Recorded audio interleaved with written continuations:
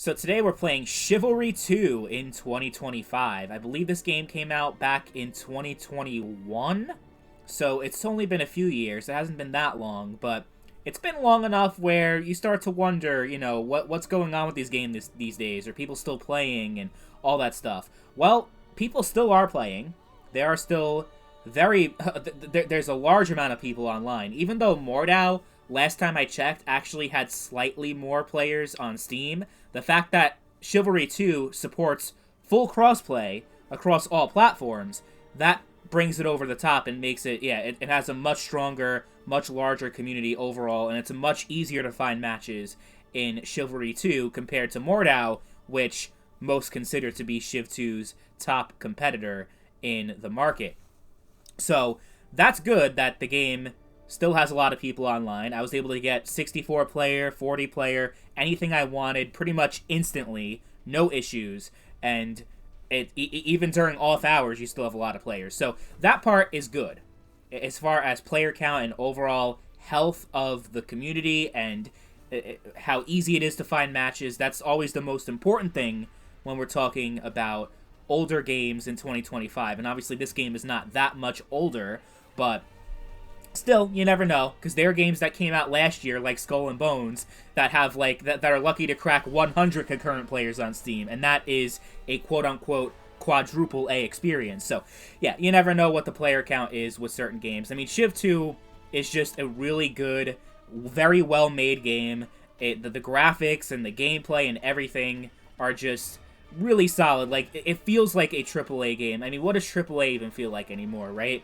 Indie games have been crushing the big games from, like, EA and Activision, all those other companies for years now, it seems, like, in terms of just making better stuff and actually, like, making a game that you want to play instead of making a game that's designed to squeeze as much money out of you as possible. That's what these big AAA companies do these days. So, yeah, these indie games are actually, like, really, really good. But this, just in terms of, like, the graphics and everything and the presentation and just the quality of the game itself, overall, it feels like a huge, big-budget game.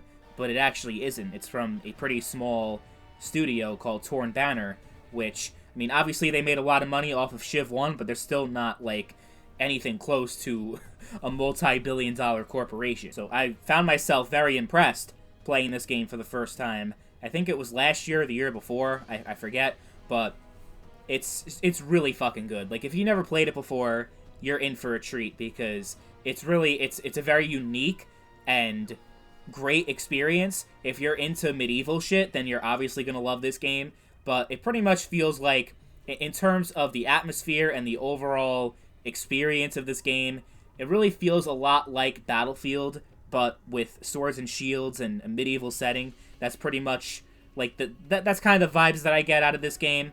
I mean, Shiv 1, also similar vibes, but this is just, like, so much better. The physics and everything are, like, it's definitely a better game than Shiv 1 in pretty much every way imaginable, right? I mean, that's reflective in the fact that Chivalry 1, if you watch that video, I talked about the state of that game in 2025, and there really isn't much going on. There's nobody playing, but with Chivalry 2, obviously, there are a lot of people playing. So, yeah, I think this game, if you're into sword combat and if you're into all that kind of stuff, then you should definitely try this, even if you've never played a game like this before. It took me a little bit. There was a little bit of a learning curve in terms of knowing how to block and when to block and to actually be somewhat competent in a sword fight. But it's a very rewarding experience once you start to learn the mechanics of the game and actually get good at it, or at least somewhat decent at it in my case. Full controller support too, by the way. If you're on PC but you prefer controller, it actually plays pretty well on controller. And I don't feel like I'm at, like, such a great disadvantage playing against keyboard and mouse players. I think they did a good job making a little, making a balance between the two. I mean, the aim assist is definitely there and all that, but that's just typical of any cross-play game. You're gonna have that. That just goes without saying. And you have your typical class system. You have the longsword, you have the sword and shield, you have bow and arrow, crossbow, all these different class combinations, a lot of progression. So it's a very rewarding multiplayer experience, and it's not pay to win. It's not filled with a bunch of shitty microtransactions. So for that alone, I say it's definitely worth it. And it's pretty reasonably priced, especially when it's on sale. It goes for pretty cheap.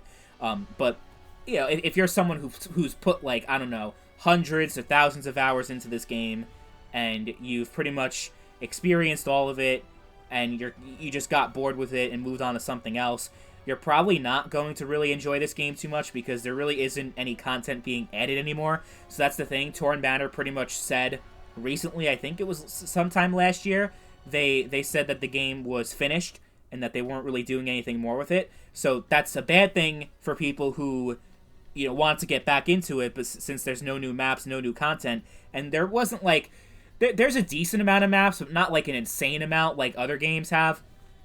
So it does, in some ways, it gets old rather quickly, but at the end of the day, there's a reason why. It's because this game wasn't really designed to be a live service. That's the thing. Anytime an online game comes out, and it doesn't have, like, a whole bunch of updates, maps coming out all the time for, like, 10 years after release, a lot of people consider it a failure, a dead game, all these different things, but I like it when a game is finished at launch, for the most part. I mean, there were some issues that obviously had to get resolved in this game, but they got fixed, and it is a complete game. It feels like a finished game, and they're done updating Chivalry 2 because ultimately they want to come out with Chivalry 3. And that's something we should all want if we're Chiv fans, right? So I'm excited for that. I don't know when it's coming out, but I'm sure it will come out at some point in the future, right? I think that's a safe bet. I'd say the one thing that Mordhau would have above Chivalry 2 would be the PvE. The PvE, I had so much fun in that game. They did it so well. And Civ 2 doesn't really have any PvE modes. I ended up stopped playing, and I'll talk about that when I make my Mordhau video. And Mordhau is a different game. Like, it has, you know, the mechanics and just the way the sword combat goes and everything, and just the overall gameplay experience. It does feel very different. But, you know, just because they're medieval first-person games doesn't mean that they play the same. It's like directly comparing Call of Duty and Battlefield. Obviously, they're different. So, you know, apples and oranges in a lot of ways when it comes to Civ 2 versus Mordhau. They both have their own strengths and weaknesses. I would definitely recommend that you check out both if you're really interested in this type of game. But if you put a gun to my head and told me I had to play one or the other, it's definitely Chivalry 2. I just like the map design, I like the overall experience, the gameplay, just a little bit better than I did in Mordhau. For me, Mordhau was just like a bridge game between Civ 1 and Civ 2. Mordhau was considered a spiritual successor to Chivalry 1. I mean, it was quite a lot of time between 2012 and 2021 when we got Chivalry 1 and Chivalry 2, so it was nice to have a game come out kind of in between that, and I got a lot of enjoyment out of it. But if we're talking about 2025, Civ 2 all the way, at least until Civ 3 comes out, or Mordhau 2. I don't know if that's coming. I don't actually know for sure, but it'd be cool if we got that too.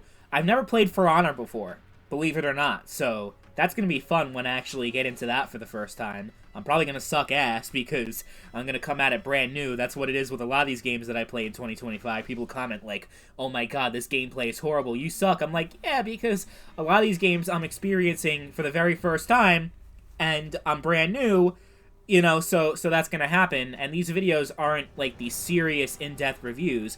I'm just giving a basic, you know, kind of lay of the land of what these games are like after, you know, so many years. I mean, obviously, this game's only a few years old, but other games I talk about are literally like 20, 25 years old. So there's going to be a huge variance there in terms of, you know, how well is the gameplay aged and all that kind of stuff and how many people are playing. But it is kind of annoying that people misconstrue my videos for, like, full-length reviews, and they say these reviews are horrible because you don't go, like, too in-depth. But, like, that's kind of, like, the point, you know? Like, it's just kind of just vibes for the most part. But Civ 2 is amazing. I had a shit ton of fun playing with my friend. He was actually streaming it, and we were playing together for a while. And I ended up getting him addicted to it. He did like 4-hour streams, 5-hour streams. He really got addicted, and I feel bad. But it's a lot of fun, especially with friends. Crossplay is really easy to do. You just send each other friend codes. You don't have to create a third-party account.